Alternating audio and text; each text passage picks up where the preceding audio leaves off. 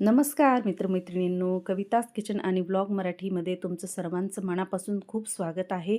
तर आता महाशिवरात्री जवळ येत आहे, तर मी तुमच्यासाठी घेऊन आली छान असा खजूर रोल, जो बनवायला अगदी कमी वेळेत बनतो आणि चवीला पण भन्नाट येतो आणि दिवसभर एनर्जी देणारा असा आपण रोल बनवलेला आहे. तर बघू शकता ह्यात आपण काय काय घातलेलं आहे ते पण आपण व्हिडिओमध्ये पुढे बघणारच आहोत. तर नवीन बघणारे असतील तर नक्कीच सबस्क्राईब करा, कमेंट करा आणि व्हिडिओ पूर्ण पहा, स्किप न करता. बघू शकता आपले खजूर, तुम्ही बर्फी पण म्हणू शकता, अगदी सुंदर आणि छान असं चवीला झालेलं आहे. ह्यात आपण साखरचा वापर वगैरे अजिबात काही करायचं नाही आहे आणि साखर वगैरे गूळ वगैरे काही घातलेला नाही, तर तरीसुद्धा त्याची चव छान आली. तर बघू शकता आता इथे आपण 1 वाटी इतकं खजूर बिया वगैरे काढून घेतलेले आहेत, थोडेसे कट करून घेतलेले आहेत. तुम्हाला बारीक हवे असेल तर तुम्ही ह्याच्यापेक्षा बारीकही करू शकता. इथे आपण ड्रायफ्रूट्स घेतले, काजू, बदाम, मगज बी, पंपकिन सीड आणि पिस्ता घेतले. हे पण मी छान असे बारीक कट करून घेतलेले आहे. तुम्हाला बारीक करायचे असेल तुम्ही मिक्सरला पण थोडेसे फिरून घेऊ शकता.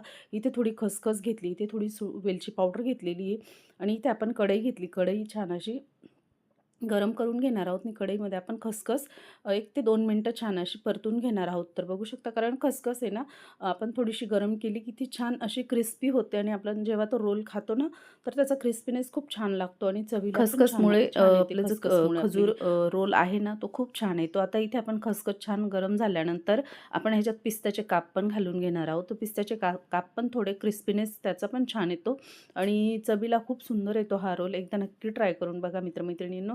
आता महाशिवरात्री ते उपवास आहेत, तर नक्की एकदा करून बघा. तुम्ही 1 वडी जरी खाणार ना, तरी तुम्हाला लवकर भूक लागणार नाही. इतका एनर्जी देणारा हा पदार्थ आहे, तर एकदा नक्की ट्राय करून बघा. आता इथे आपण कढईमध्ये ते सर्व काढून घेतलेलं आहे, खसखस वगैरे.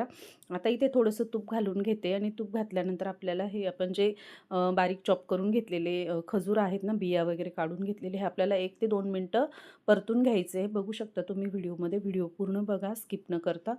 स्किप केलं ना तर बरेचसे स्टेप्स मिस होतात, त्याच्यामुळे व्हिडिओ स्किप न करता पूर्ण बघा.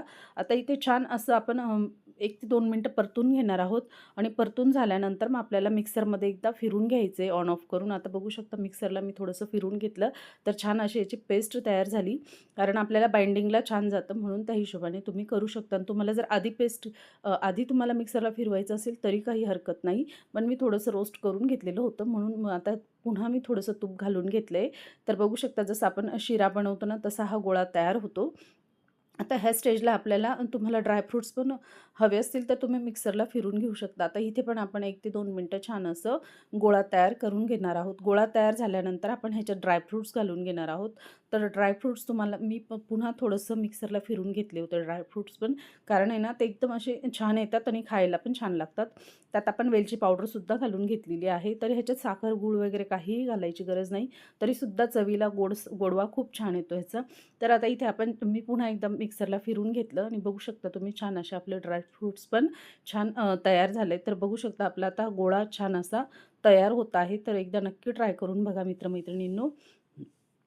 आता ह्या पद्धतीने आपल्याला 1 ते 2 मिनटं छान असा गोळा तयार होईपर्यंत आता इथे छान असा गोळा तयार होतोय, बघू शकता तुम्ही. त्याला थोडंसं गरम केलं ना तरी गोळा छान असा तयार होतो, बघू शकता. आता इथे आपण गॅस बंद करून देणार आहोत आणि आपल्याला अगदी 2 ते 3 मिनटं छान असं कढईमध्ये अ, गोळा होईपर्यंत मिक्स करायचे, म्हणजे ते व्यवस्थित एकसारखा गोळा तयार होतो. तर बघू शकता आता इथे गॅस बंद केलेला आहे आपण. आता इथे मी हे मिश्रण ताटात काढून घेणार आहे आणि ताटात काढून घेतल्यानंतर त्याला एक असं सिलेंडर शेप देत आहे मी. तुम्हाला आवडत असेल तर तुम्ही थापून पण एक असं बर्फीसारखं पण करू शकता स्क्वेअर शेपमध्ये. आता इथे आपण जे रोस्ट केलेला होतं ना आपण खसखस आणि पिस्ता, तर ते पण आपण त्याला छान वरून असं कोट करून घेणार आहोत. त्याच्यामुळे आपलं ह्याचं हे जे गरम-गरम आपण कोट केलेलं राहिलं ना, तर ते खूप छान असं सेट होतं आणि त्याला व्यवस्थित चिटकतं पण. आता बघू शकता ह्या रोलला आपण असं गोल सिलेंडर शेपमध्ये छान असं लावून घेतलेलं आहे आणि आता हा आपण 2 ते 3 तासासाठी फ्रीजमध्ये ठेवून देणार आहे.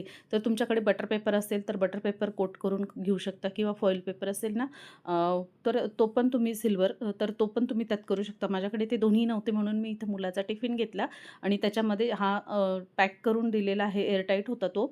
तर हा मी 3 तास सेट करायला ठेवला होता. तर बघू शकता छान असा आपला सेट झालेला आहे. आता इथे मी प्लेटमध्ये काढून घेत आहे आणि प्लेटमध्ये काढल्यानंतर याच्या छान अशा वड्या कट करून घेत आहे. तर बघू शकता खूप सुंदर असा हा रोल होतो. तर एकदा नक्की ट्राय करून बघा मित्र-मैत्रिणींनो. खजूर रोल अगदी चवीला सुंदर येतो आणि उपवासासाठी असं काहीतरी एनर्जेटिक राहिलं ना, तर माणसं म्हणजे दिवसभर आपल्याला भूकसुद्धा लागत नाही.